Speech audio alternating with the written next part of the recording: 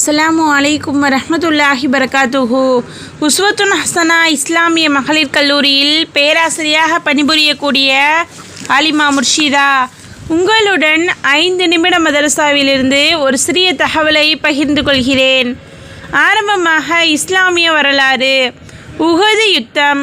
பத்ரு யுத்தத்தில் தோல்வியடைந்த பிறகு மக்கத்து குறைஷியரின் தைரியம் தகர்ந்தது. ஆனால் சோகமும் சினமும் நெருப்பாய் கனன்று கொண்டிருந்தது. இதனால் ஒரு நாள் கூட அவர்களால் நிம்மதியாக இருக்க இயலவில்லை. ஒரு ஆண்டை எப்படியோ கழித்து விட்டார்கள். பிறகு ஹிஜ்ரி 3ஆம் ஆண்டு அபு சுஃபியான் என்பவர் முழுமையான ஏற்பாட்டுடன் 3000 பேர் கொண்ட ஒரு பெரும் படையுடன் கிளம்பி மதீனாவுக்கு வெளியே உஹது மலையடிவாரத்தில் முகாமிட்டார். இந்த படையினரிடம் 3000 ஒட்டகங்களும் 200 குதிரைகளும் கவச உடை அணிந்த 7 நபர்களும் இடம் பெற்றிருந்தனர். நபியவர்களும் ஹிஜ்ரி 3ஆம் ஆண்டு ஷவ்வால் மாதம் ஜும்மா தொழுகையை நிறைவேற்றிவிட்டு 1000 முஸ்லிம்களை திரட்டி கொண்டு உஹது மலை நோக்கி புறப்பட்டார்கள். ஆனால் தக்க தருணத்தில் முனாஃபிக்குகள் ஏமாற்றி விட்டார்கள். இவர்களின் தலைவன் அப்துல்லாஹ் பின் உபை என்பவன் 300 நபர்களை பிரித்து அழைத்து கொண்டு மதீனாவுக்கு திரும்பிவிட்டான்.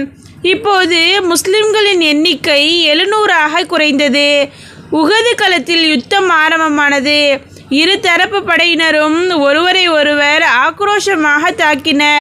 இந்த யுத்தத்தில் ஆரம்பமாக முஸ்லிம்களுக்கு வெற்றி கிடைத்தாலும் ஒரு சிறிய தவறின் காரணமாக போரின் போக்கே மாறியது.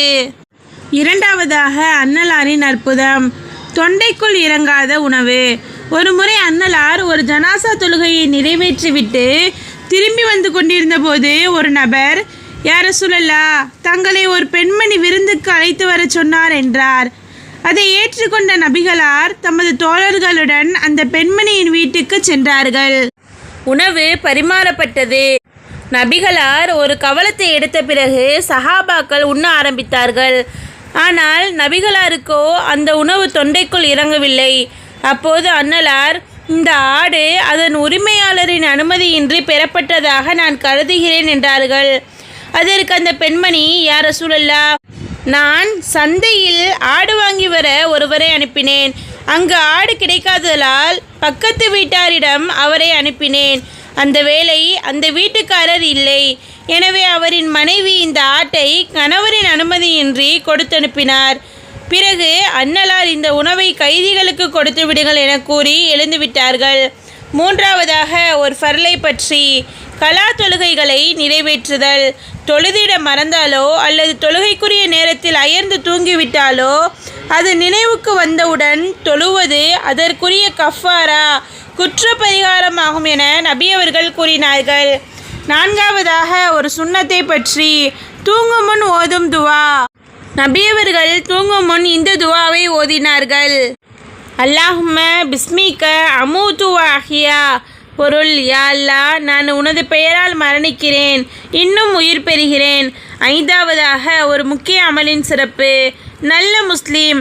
அபு மூசா ரலியல்லாஹு அன்ஹு அவர்களிடம் நபிகளாரிடம் நல்ல முஸ்லீம் யார் என வினவினர். எவருடைய நாவு மற்றும் கரங்களால் பிற முஸ்லிம்கள் பாதுகாப்பாக உள்ளனரோ அவரே நல்ல முஸ்லீம் என அன்னலார் பதிலளித்தார்கள். ஆறாவதாக ஒரு பாவத்தை பற்றி. கஞ்சத்தனமும் பொய்ப்பித்தலும். குரானில் அல்லாஹ் தஆலா கூறுகிறான், எவன் கஞ்சத்தனம் செய்து அல்லாஹ்வின் அருளை விட்டும் தன்னை தேவையற்றவனாக கருதுகிறானோ, இன்னும் நல்லவற்றை பொய்யாக்குகிறானோ, நாம் அவனுக்கு நரகத்தை ஈட்டித்தரும் கடுமையான தீய பழக்க வழக்கங்களை எளிதாக்கி வைப்போம். ஏழாவதாக உலகத்தை பற்றி. மறுமையின் வெற்றி இம்மையை விட சிறந்தது. குரானில் அல்லாஹ் தஆலா கூறுகிறான், நீங்கள் கொடுக்கப்பட்டிருப்பதெல்லாம் இவ்வுலக வாழ்க்கையின் அற்ப சுகங்களாகும். நம்பிக்கை கொண்டு தங்கள் இரட்சகனையே முற்றிலும் சார்ந்திருப்பவர்களுக்கு அல்லாஹ்விடம் இருப்பது மிகவும் மேலானதும் நிலையானதுமாகும். எட்டாவதாக மறுமையை பற்றி. ஈமானின் பரக்கத்தால் நரகிலிருந்து விடுதலை.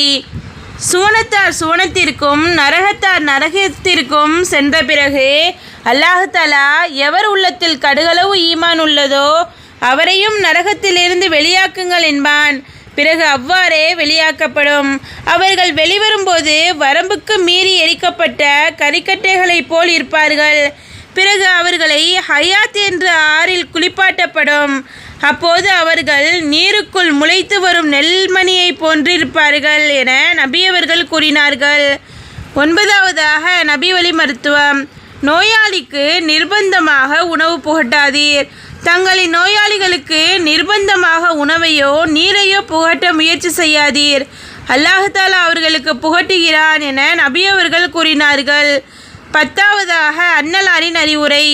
தீமை நடைபெற கண்டால், உங்களில் யாராவது ஒரு தீமை நடைபெறுவதை கண்டால் அதை தமது கரத்தால் தடுக்கவும், அதற்கு வலிமை இல்லை என்றால் தனது நாவால் தடுக்கவும், அதற்கும் இயலாவிட்டால் மனதில் அதை தீங்கு என்று கருதிடவும்.